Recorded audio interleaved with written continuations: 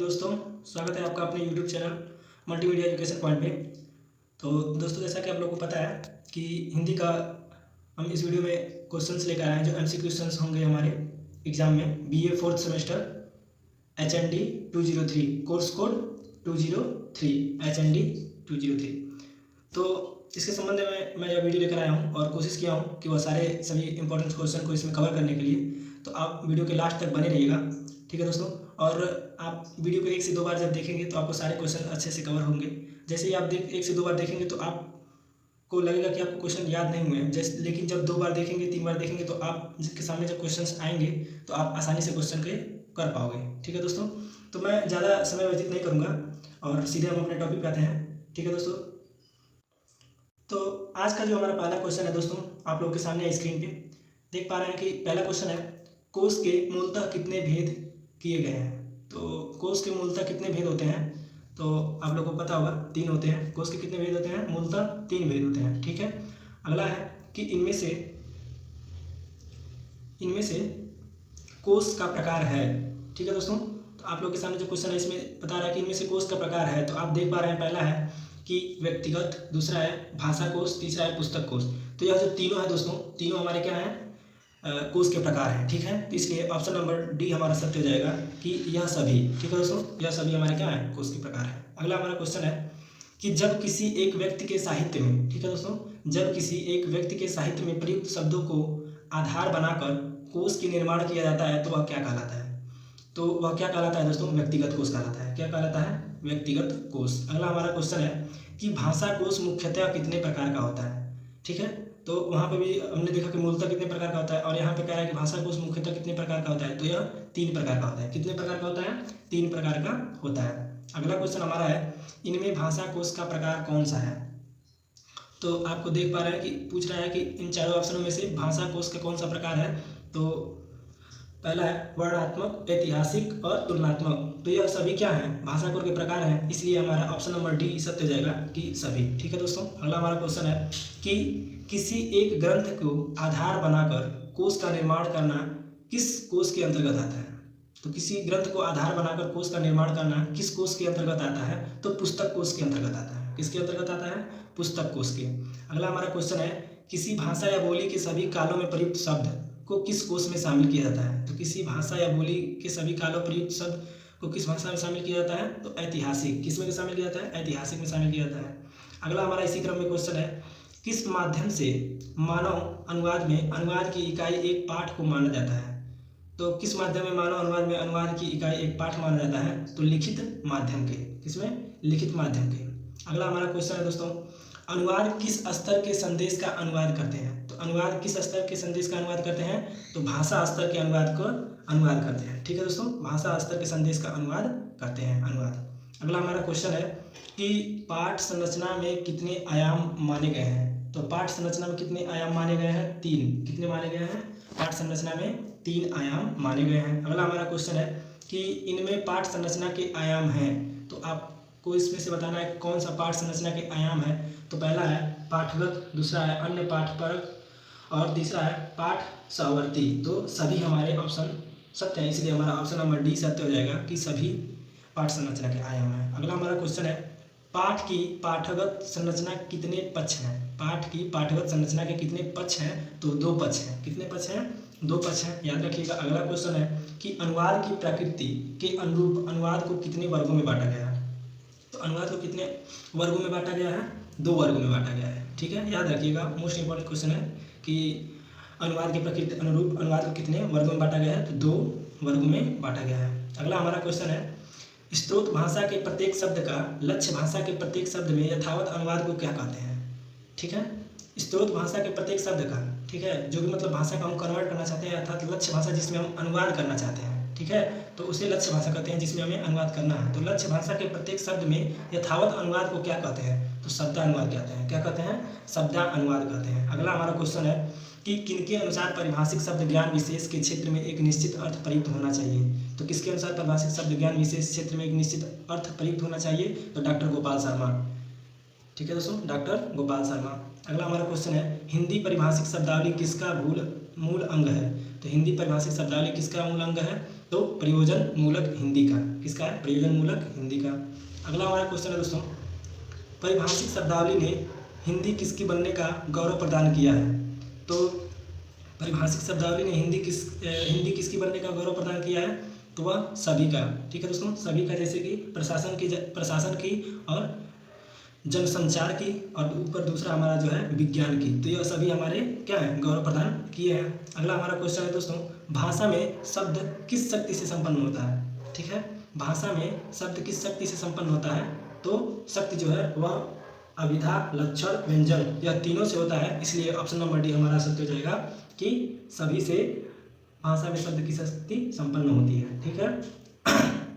अगला जो क्वेश्चन हमारा है दोस्तों कि किनके अनुसार परिभाषिक शब्द ज्ञान विशेष के क्षेत्र में एक निश्चित अर्थ प्रयुक्त होना चाहिए?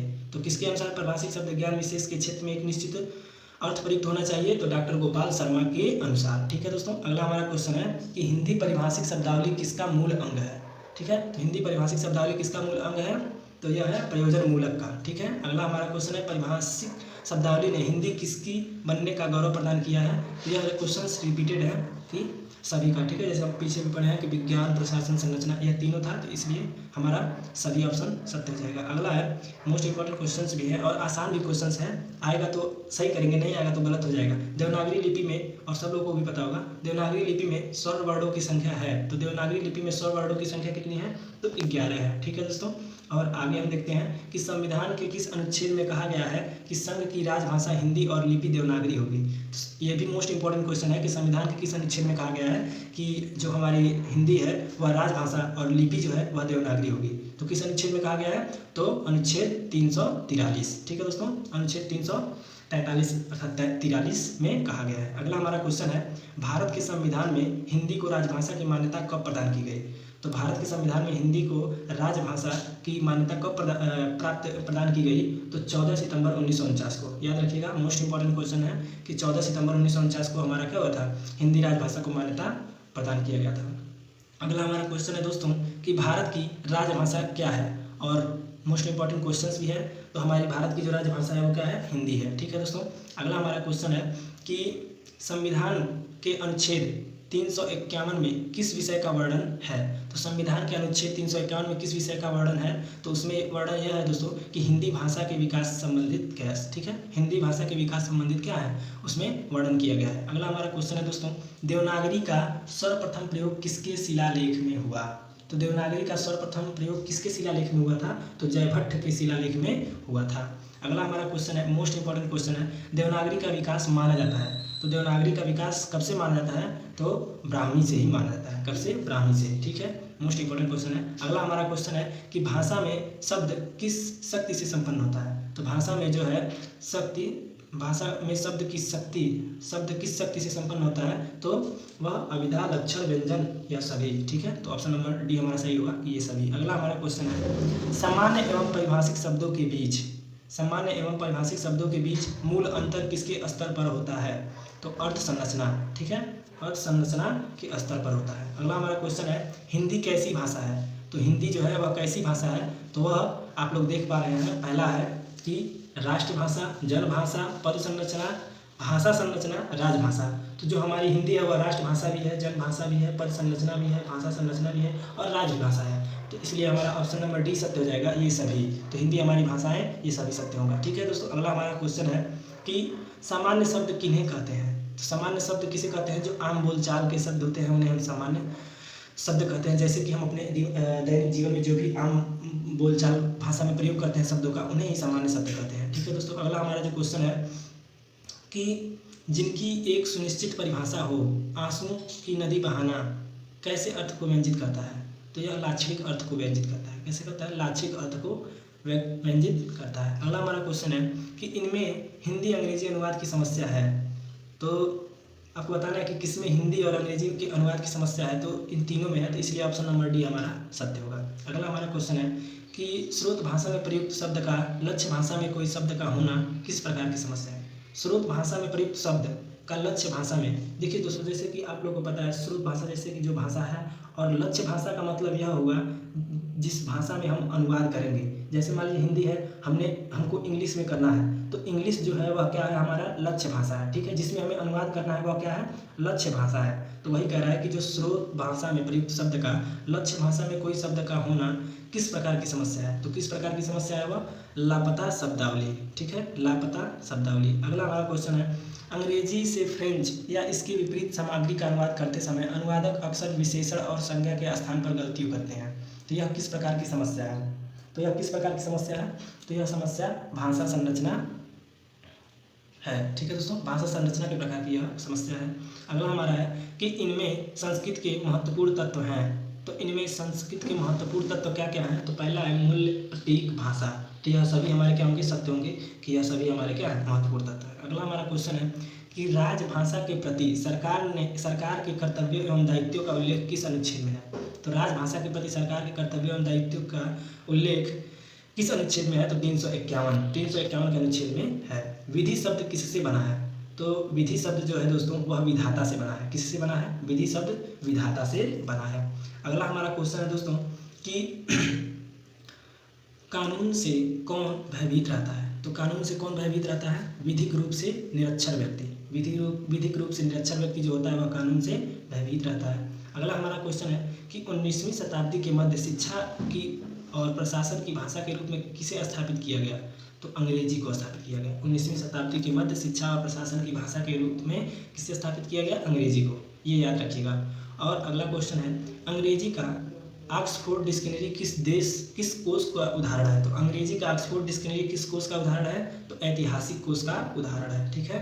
अगला हमारा क्वेश्चन है दोस्तों, डॉक्टर भोलेनाथ तिवारी ने कोश को विभाजन कितने भागों में किया है, तो कोशों को विभाजन कितने भागों में किया है, तो उन्होंने 2 भागों में विभाजन किया है डॉक्टर भोलेनाथ तिवारी ने। अगला हमारा क्वेश्चन है कि इनमें से डॉक्टर भोलेनाथ तिवारी के अनुसार कोश का भाग है, तो कोश का जो भाग है डॉक्टर भोलेनाथ तिवारी के अनुसार कोश का जो भाग होता है वह भाषिक कोश, ठीक है, भाषिक कोश और भाषेतर कोश, यह दोनों है, तो इसलिए ऑप्शन नंबर डी हमारा सत्य होगा कि दोनों, ठीक है दोस्तों। अगला हमारा क्वेश्चन है, इनमें भाषिक कोश के दायरे में आता है, तो भाषिक कोश के दायरे में कौन कौन से आते हैं, तो पहला है एक भाषिक कोश, द्विभाषिक कोश, थेसारस, तो यह सभी हमारे क्या होंगे, सत्य होंगे, ठीक है दोस्तों, यह सभी हमारे क्या हैं, भाषा कोश के दायरे में आते हैं। अगला हमारा क्वेश्चन है, भाषेतर कोश में आते हैं, तो भाषेतर कोश में कौन कौन से आते हैं, तो पहला है विश्व कोश, साहित्य कोश, फिर विश्व कोश, तो यह सभी हमारे ऑप्शन क्या होंगे, सत्य होंगे, ठीक है। लगभग जो सभी वाले ऑप्शन हैं, जैसे एक तरह से देखा जाए तो जितने भी क्वेश्चन में ये सभी ऑप्शन आया है दोस्तों वह सत्य हुआ है, तो आप मान के चलते हैं कि 99% जो ऑप्शन में डी ऑप्शन जो सभी सत्य है वह अक्सर करके सत्य हो रहा है। अगर आपको कुछ न समझ में आए तो आप ये सभी ऑप्शन को टिक कर सकते हैं, ठीक है दोस्तों।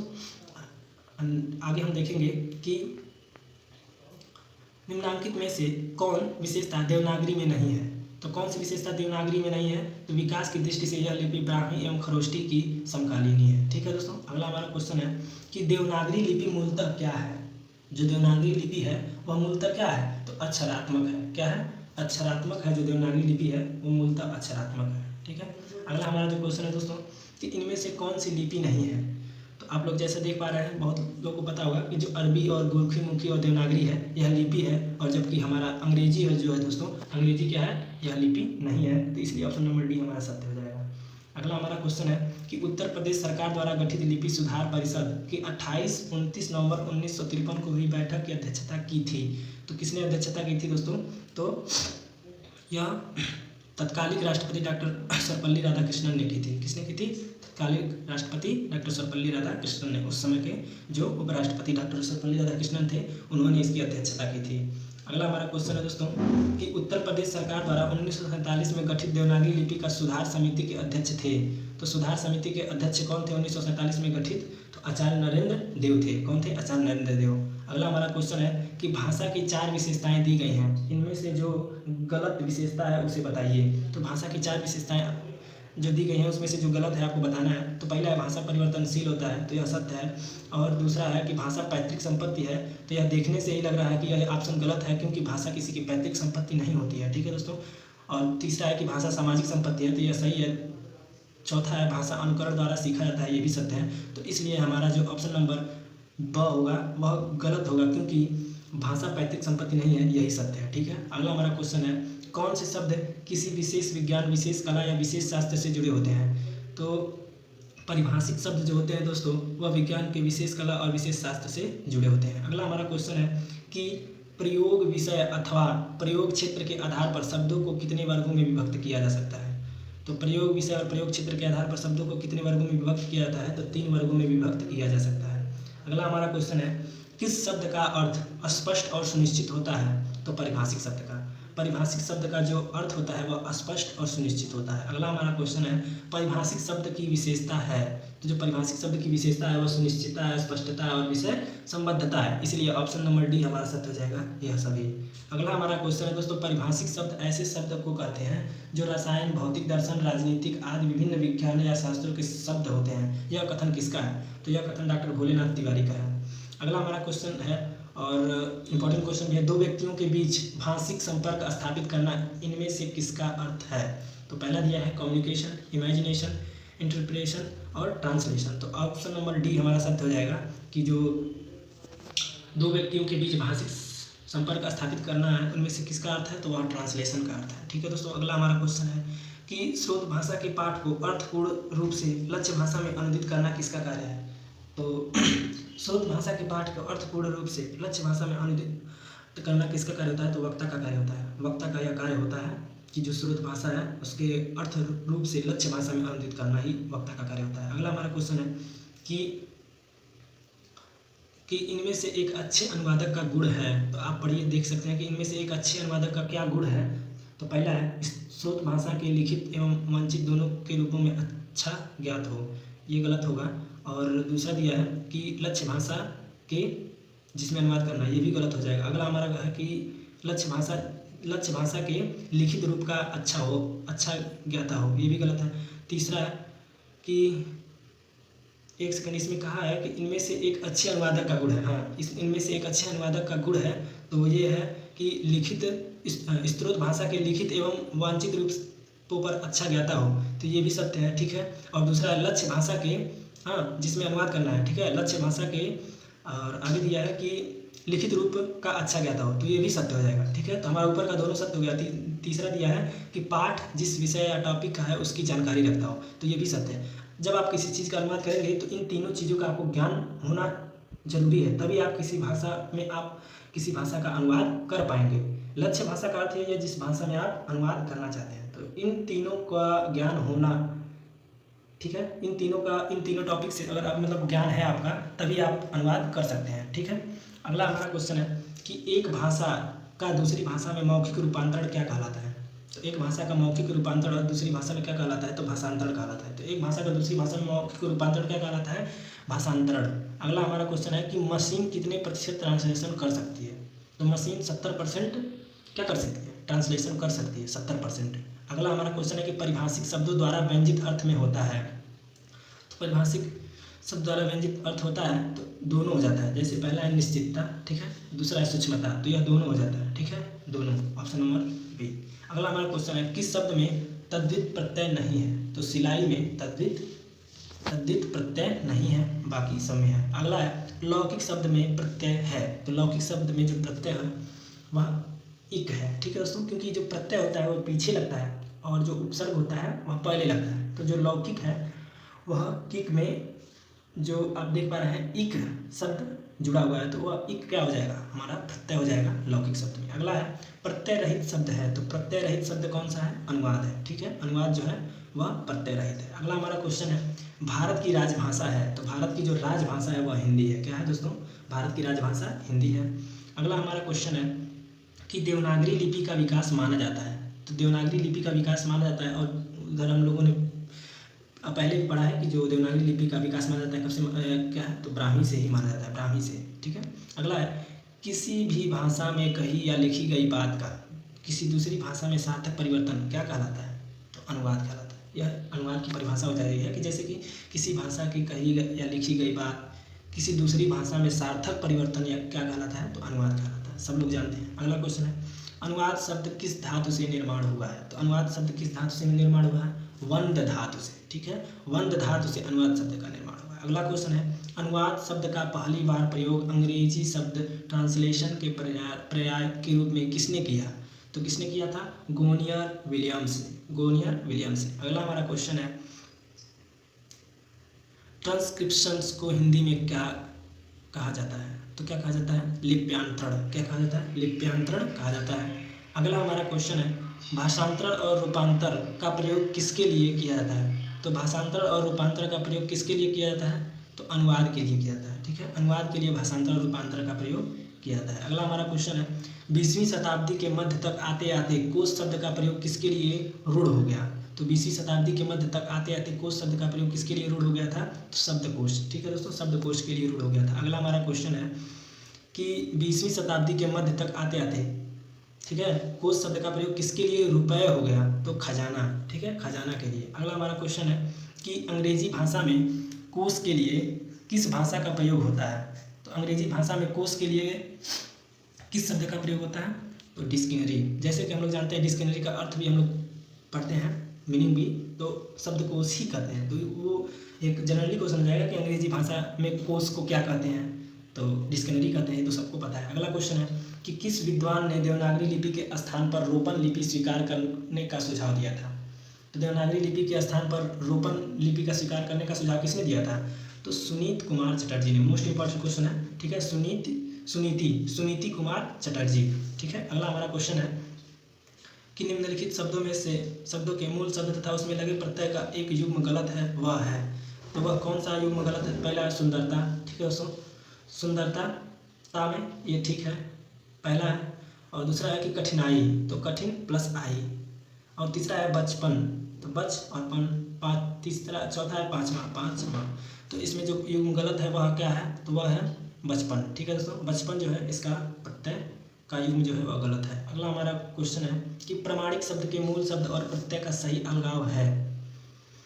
तो प्रमाणिक शब्द के मूल शब्द और प्रत्यय का सही अलगाव है। तो जो प्रमाणिक है वह प्रमाणी धन क, यह क्या है? तो यह गलत है, यह नहीं होगा, सही प्रत्यय नहीं होगा। दूसरा है कि प्रमाण प्लस इक, तो यह सत्य है। तीसरा दिया है प्राह धन माणिक, ये भी गलत है। चौथा है प्रमा धन अड़िक, ये भी गलत है। तो आप लोग देख पा रहे हैं कि जो चौथा है, ठीक है दोस्तों, वह प्रमाण प्लस इक है। तो यह जो है प्रत्यय है, इक जो है, इक से हम प्रमाणिक बना सकते हैं। तो यह हमारा क्या होगा? सत्य होगा। अगला हमारा क्वेश्चन है कि किस शब्द में तद्धित प्रत्यय का योग है? तो सुनहरा में तद्धित प्रत्यय का योग है। अगला है कि तद्धित प्रत्यय का उदाहरण नहीं है।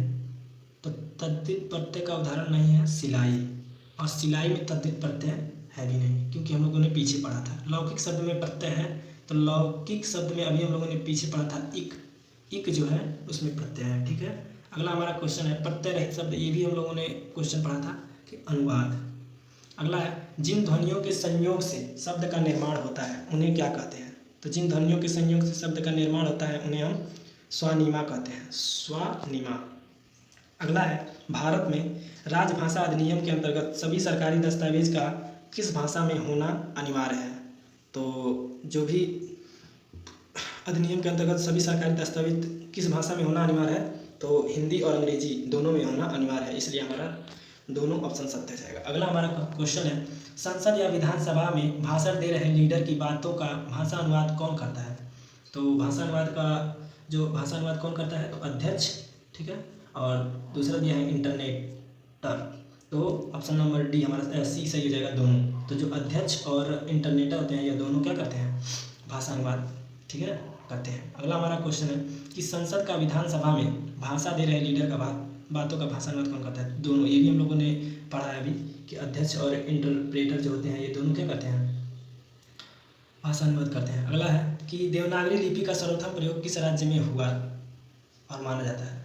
तो मोस्ट इंपॉर्टेंट क्वेश्चन है कि सर्वप्रथम प्रयोग किस राज्य में हुआ और माना जाता है? तो गुजरात में। ठीक है, गुजरात में ही देवनागरी लिपि का सर्वप्रथम प्रयोग किया गया था। अगला हमारा क्वेश्चन है कौन सी भाषा देवनागरी लिपि में लिखी जाती है? तो मराठी जो है वह देवनागरी लिपि में लिखी जाती है। ठीक है, जो मराठी भाषा है वह किस लिपि में लिखी जाती है? देवनागरी में। अगला है इनमें अनुवाद का पक्ष है, तो अनुवाद का जो पक्ष है वह क्या है? सक्रियात्मक। दूसरा है सैद्धांतिक पक्ष। ठीक है, तो दोनों हमारा ऑप्शन सत्य हो जाएगा, तो इसलिए 100 हमारा सत्य हो जाएगा। अगला है व्यतिरेकी भाषा विश्लेषण को कहा गया है, तो क्या कहा गया है? अनुवादात्मक विश्लेषण। क्या कहा गया है? अनुवादात्मक विश्लेषण। अगला हमारा क्वेश्चन है अनुवाद का प्रयोग भाषा शिक्षण की एक विधि के रूप में किस रूप में किया जाता है? तो साधन के रूप में किया जाता है। किसके रूप में किया जाता है? साधन के रूप में। अगला है मुहावरा लोकतियाँ किस कोष में आते हैं? तो मुहावरा लोकतियाँ जो होते हैं वो किस कोष में आते हैं? तो भाषिक कोष में आते हैं। मोस्ट इंपॉर्टेंट क्वेश्चन है कि भाषिक कोष में क्या आते हैं? मुहावरा और लोकति। अगला हमारा क्वेश्चन है कि जिसमें अवधारणाओं के आशय के अनुसार शब्दों का संयोजन किया जाता है क्या कहलाता है? तो थिसारस कहलाता है। क्या कहलाता है? थिसारस। अगला हमारा क्वेश्चन है एनसाइक्लोपीडिया किसका पर्याय है? तो एनसाइक्लोपीडिया किसका पर्याय है? तो विश्वकोश का। विश्वकोश का क्या है? पर्याय है। अगला है कि साहित्य के क्षेत्र में कौन सा कोश की जानकारी उपलब्ध करवाता है? साहित्य के क्षेत्र में कौन सा कोश जानकारी उपलब्ध करवाता है? तो साहित्यिक कोश। साहित्यिक कोश ही साहित्य के क्षेत्र में जानकारी उपलब्ध करवाता है। अगला हमारा क्वेश्चन है कि छाया नाटक में विद्यमान रहने से किस अनुवाद का उद्भव होता है? तो छाया नाटक में विद्यमान रहने से किस अनुवाद का उद्भव होता है? तो छाया अनुवाद का। ठीक है। अगला हमारा क्वेश्चन है लोकमान्य तिलक ने गीता के अनुवाद में कौन सी शैली अपनाई? तो गीता के अनुवाद में कौन सी शैली अपनाई? छाया अनुवाद शैली अपनाई उन्होंने। अगला हमारा क्वेश्चन है हिंदी के टीकाकारों ने किस शैली का अनुगमन किया है? तो किस शैली का अनुगमन किया है? तो व्याख्यानुवाद। व्याख्यानुवाद। अगला हमारा क्वेश्चन है मर्चेंट ऑफ वेनिस का दुर्लभ बंधु के रूप में अनुवाद किसका उदाहरण है? तो दुर्लभ बंधु के रूप में किसका उदाहरण है? तो रूपांतर का उदाहरण है। अगला हमारा क्वेश्चन है कि अनुवाद की सीमाओं को कितने वर्गों में विभाजित किया गया है? तो अनुवाद की सीमाओं को कितने वर्गों में विभाजित किया गया है? 3 वर्गों में विभाजित किया गया है। अगला हमारा क्वेश्चन है अनुवाद की सीमा है। तो जो अनुवाद की सीमा है वह क्या है? पहला दिया है भाषा परक, सामाजिक संस्कृति, पाठ, प्रकृति पर। तो यह सभी हमारे क्या होंगे? सत्य जाएंगे। ठीक है दोस्तों। अगला हमारा क्वेश्चन है और यह मतलब लास्ट क्वेश्चन था इस वीडियो का, और मैंने इस वीडियो में वह सारे क्वेश्चंस को कवर किया जो आपके परीक्षा के पॉइंट ऑफ व्यू से महत्वपूर्ण हैं। ठीक है। तो आप इस वीडियो को देख लीजिएगा और इसमें आपका 203 कंप्लीट हो जाएगा। और फिर मिलते हैं दोस्तों अगले वीडियो में जो हमारा HND कोर्स कोड 204 होगा। तो तब तक के लिए मिलते हैं अगले वीडियो में। तब तक के लिए दोस्तों जय हिंद, जय भारत।